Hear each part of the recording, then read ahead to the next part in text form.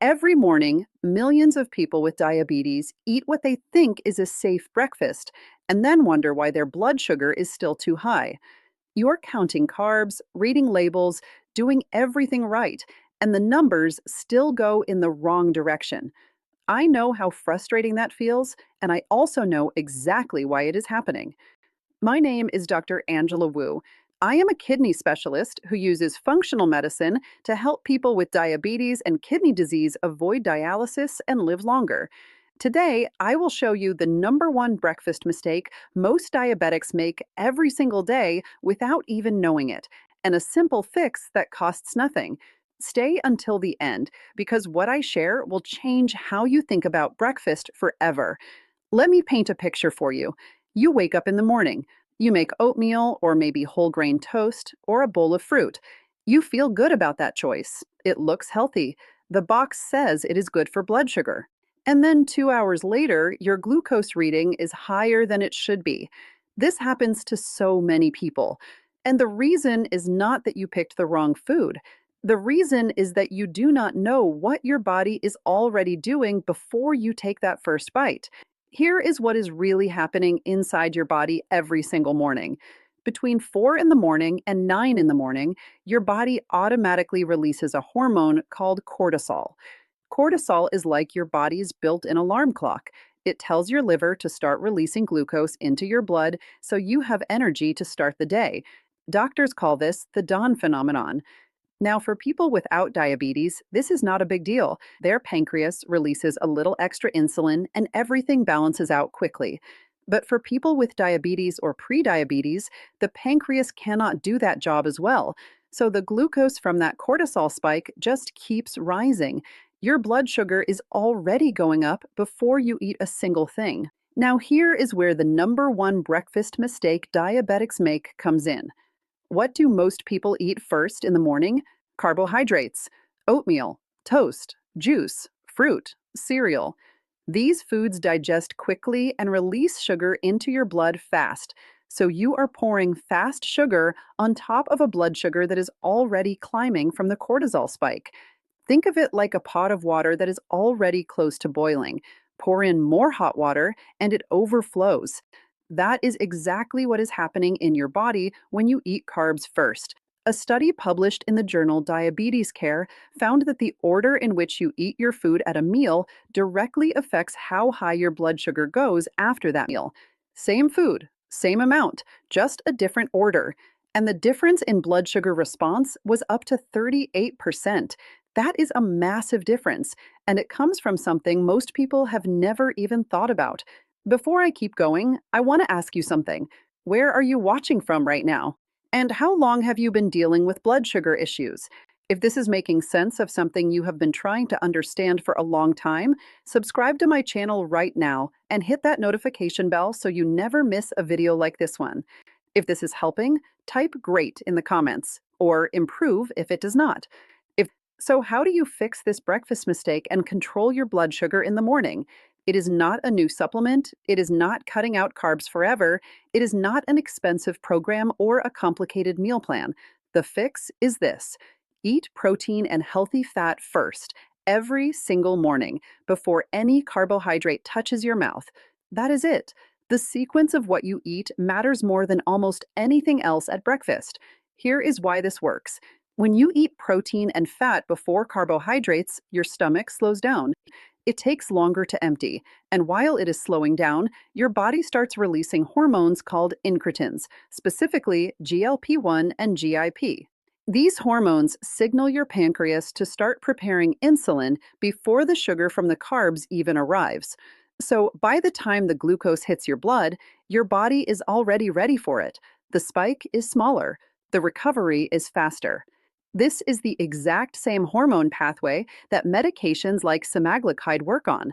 The difference is your body can trigger this naturally by simply changing the order of what you eat. Research published in Clinical Nutrition in 2020 confirmed that eating protein and vegetables before carbohydrates significantly reduced post-meal glucose levels in people with type 2 diabetes.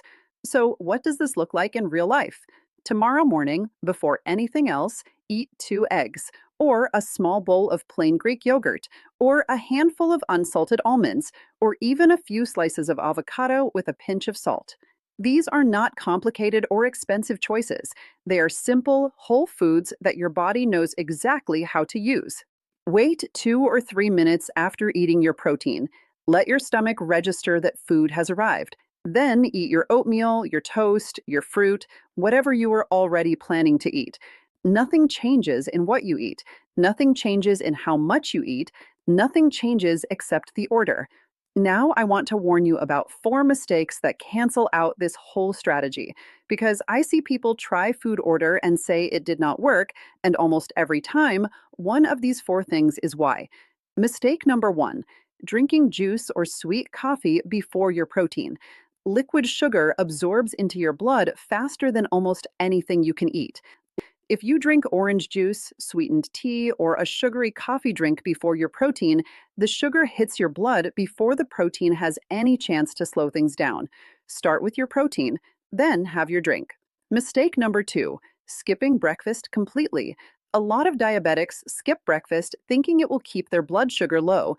This actually backfires. When you skip breakfast, cortisol keeps rising because your body thinks there is no food available.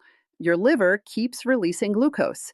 By mid morning, your blood sugar can be higher than if you had eaten a proper protein first breakfast.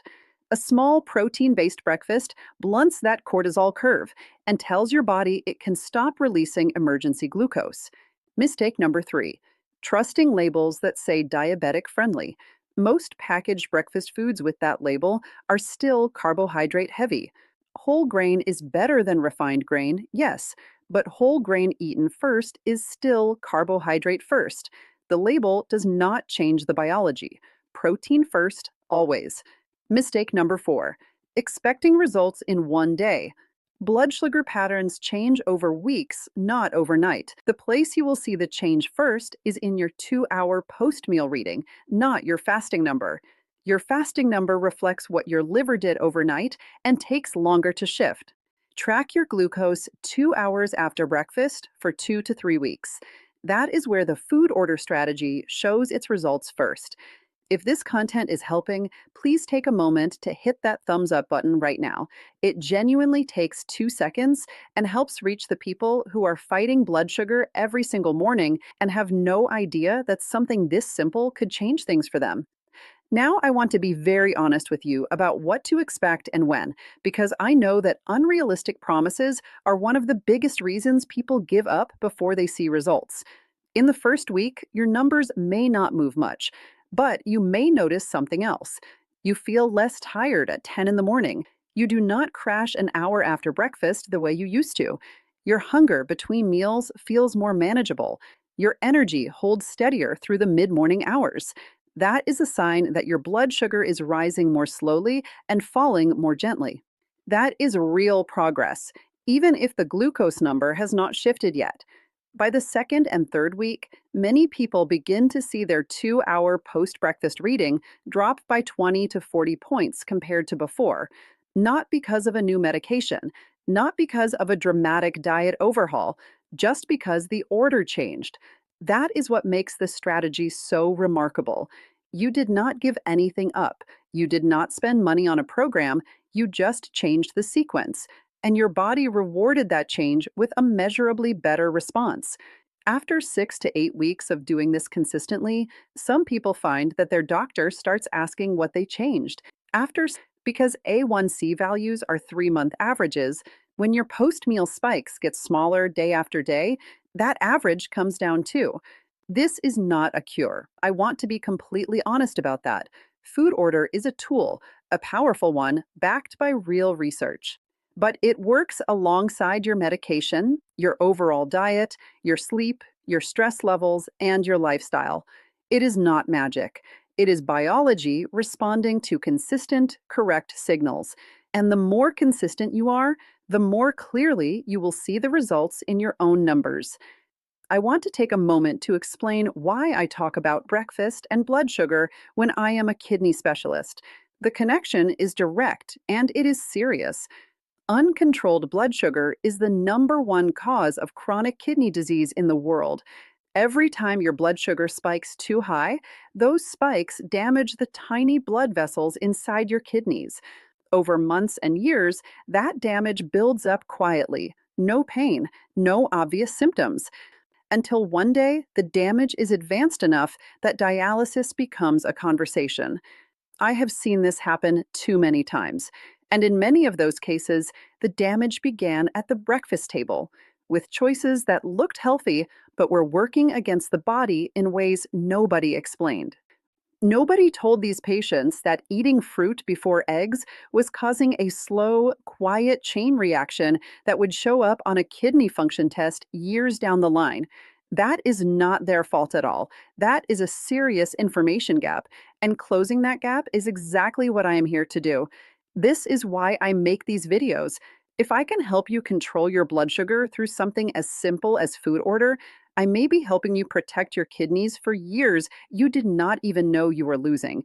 Every blood sugar spike you prevent is a real gift to your future self.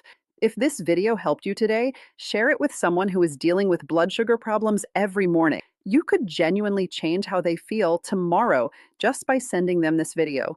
Subscribe if you have not already, and hit the notification bell so you never miss what comes next on this channel. Okay, so here is something I need you to understand. You can get your breakfast exactly right and still wake up with elevated blood sugar. Because what happens overnight is not random. It is influenced by a very specific evening habit that quietly signals your liver to release more glucose while you sleep. There are no obvious symptoms, which is why so many people feel confused when their fasting numbers stay high despite doing everything correctly during the day. If that pattern sounds familiar, the explanation is not in your morning routine. It is in what happens before you go to bed. I have broken that down clearly in the video on your screen. Watch that next because it connects directly to what you learned here and completes the full picture.